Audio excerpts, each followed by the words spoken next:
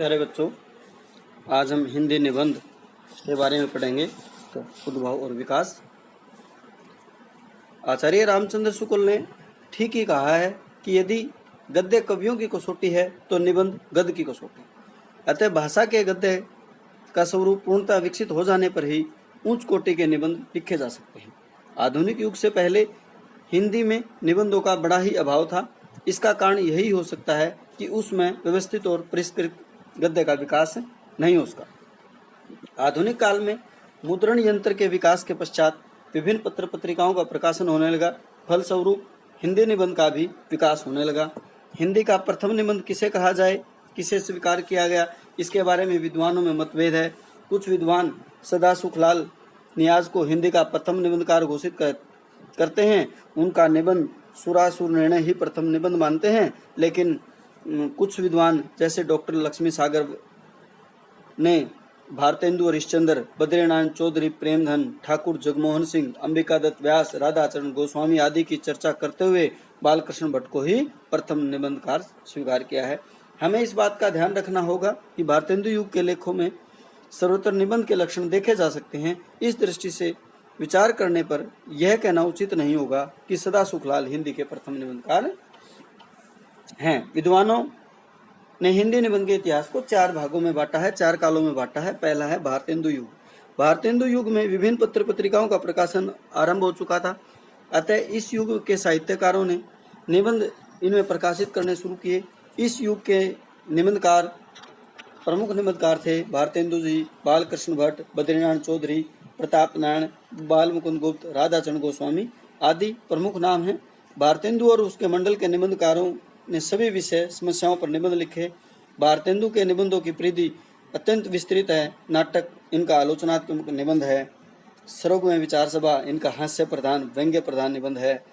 भारतेंदु के निबंधों में जहाँ एक और जिंदादिली और आत्मीयता है, वहीं दूसरी ओर व्यंग्यात्मकता भी है। बालकृष्ण इस युग के सर्वश्रेष्ठ निबंधकार हैं। इन्होंने प्राय भावात्मक और विचारात्मक निबंध लिखे। चंद्रोदय, मुक्त माधुरी, खटका, इंग्लिश पढ़े तो बाबू होए, आशा आदि इनके प्रसिद्ध निबंध हैं। प्रताप नारायण मिश्र ने के पत्र ब्राह्मण नामक पत्रिका में प्रकाशित होते थे। उन्होंने बोहें, दांत, नाक आदि विनोदात्मक निबंध लिखे। इसी काल के अन्य निबंधकारों में बद्रीनारायण चौधरी, प्रेमधन और राधा चरण गोस्वामी का नाम भी उल्लेखनीय है। प्रेमधन नागरी, नीरद, आनंद कादम्बनी के संपादक थे। उन्होंने अनेक निबंध लिखे। वस्तुतः भारतेंदु के निबंधकारों ने सभी विषयों को आधार बनाकर निबंध लिखे, लेकिन ये किसी विषय के अंतिम बात नहीं कहते, बल्कि पाठकों को विषय में सोचने तथा विचारने के लिए मजबूर कर देते हैं। उसके बाद आता है द्विवेदी युग। भारतेंदु के पश्चात द्विवेदी युग का आरंभ हुआ। सरस्वती पत्रिका का संपादन करते हुए महावीर प्रसाद द्विवेदी ने धर्म, विज्ञान, राजनीति आदि अनेक विषयों पर निबंध लिखे। यही नहीं, द्विवेदी युग में खड़ी बोली का संस्कार और परिष्कार हुआ और साहित्यिक रूप धारण कर लिया खड़ी बोली ने। द्विवेदी युग के निबंधकारों में द्विवेदी जी के अतिरिक्त डॉक्टर श्याम सुंदर दास, मिश्र बंधु, पद्मश्री कमलेश शर्मा, अध्यापक पूर्ण सिंह, चंद्रधर शर्मा गुलेरी उल्लेखनीय नाम है। बाल मुकुंद गुप्त द्विवेदी युग के प्रसिद्ध निबंधकार थे। शिवशंभू का चिट्ठा उनकी महत्वपूर्ण देन है। बनाम, लॉर्ड कर्जन, श्रीमान का स्वागत द्विवेदी युग के तथा आशाकांत इनके प्रसिद्ध निबंध है। इनकी भाषा सरल, मुहावरेदार, चुस्त है। गोविंद नारायण मिश्र के निबंध बाण भट्ट की कादम्बरी शैली के लिए प्रसिद्ध है।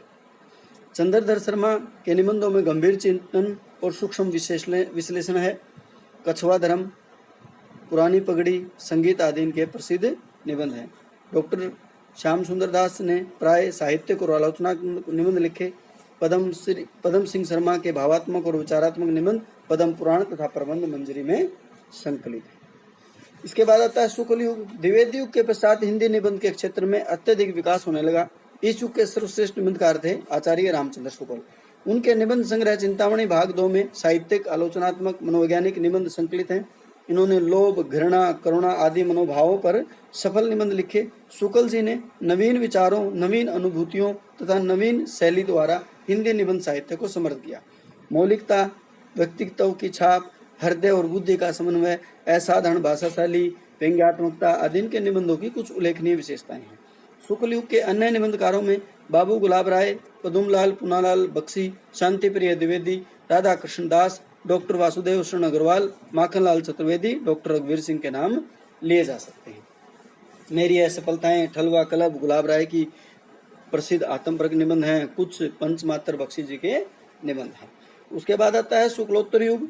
शुक्लोत्तर युग में पत्र पत्रिकाओं की संख्या निरंतर बढ़ने लगी, साहित्यकारों के निबंध उसमें प्रकाशित होने लगे।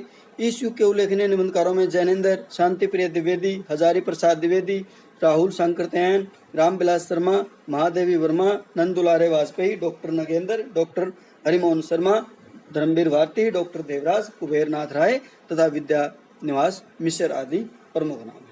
जैनेन्द्र कुमार के निबंध विचारात्मक हैं। इनके निबंधों में लेखक के गंभीर अध्ययन और मौलिक चिंतन का पता चलता है। शांति प्रिय द्विवेदी के निबंधों में जहाँ एक तरफ संवेदनशीलता है तो दूसरी ओर परिष्कृत चेतना भी देखी जा सकती है। डॉक्टर हजारी प्रसाद द्विवेदी के निबंधों में संस्कृति, प्रेम, देश प्रेम, गंभीर विद्वता तथा सरसता का समन्वय देखा जा सकता है।